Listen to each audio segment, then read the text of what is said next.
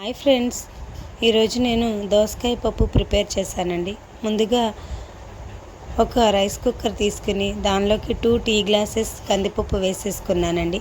కందిపప్పు బాగా క్లీన్ చేసేసుకుని దానిలో 2 దోసకాయలని కట్ చేసేసుకుని వేసుకున్నానండి. కొంచెం పసుపు, 2 టేబుల్ స్పూన్స్ కారం కూడా వేసుకున్నానండి. మేము టమాటాలని వాడం కాబట్టి టేస్ట్కి సరిపడా చింతపండు కూడా వేసేసుకున్నామండి. దోసకాయ పుల్లగా ఉంటే చింతపండు కొంచెం తగ్గించుకోవచ్చండి. నాకు దోసకాయ పుల్లగా లేదు, అందుకే నేను కొంచెం ఎక్కువ వేసుకున్నానండి.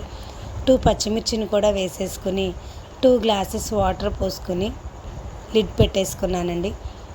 5-6 విజిల్స్ వచ్చే వరకు మంచిగా ఉడికించేసుకున్నానండి. తర్వాత సాల్ట్ వేసేసుకుని ఒకసారి పప్పును మెదిపేసుకున్నానండి. పోపు పెట్టుకోవడానికి వేరే స్టవ్ మీద కడాయి పెట్టుకున్నానండి. 2 టేబుల్ స్పూన్స్ ఆయిల్ వేసుకోవాలండి. ఈ ఆయిల్ కొంచెం హీట్ అయిన తర్వాత 2 ఎండుమిర్చిని కూడా వేసేసుకున్నానండి.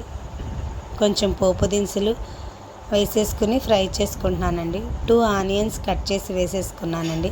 వేసుకుని ఆనియన్ బ్రౌన్ కలర్ వచ్చే వరకు ఫ్రై చేసుకుంటున్నానండి. 5-6 వెల్లుల్లి రెబ్బలను కూడా వేసేసుకున్నానండి. వేసుకుని ఫ్రై చేసుకుంటున్నానండి. కొంచెం పసుపు, కొంచెం కరివేపాకు కూడా వేసేసుకున్నానండి. దీనిలోనే కొంచెం కొత్తిమీర కూడా వేసేసుకుని ఫ్రై చేసుకుంటున్నానండి. ఈ ఫ్రై అయిపోయిన మిశ్రమాన్ని నేను కొంచెం ఇంగువ కూడా వేసేసుకున్నానండి. వేసుకుని పప్పులోకి వేసేసుకుని ఒకసారి కలిపేసేసుకున్నానండి. కలుపుకుని సాల్ట్ సరిపోయిందో లేదో చెక్ చేసుకున్నానండి.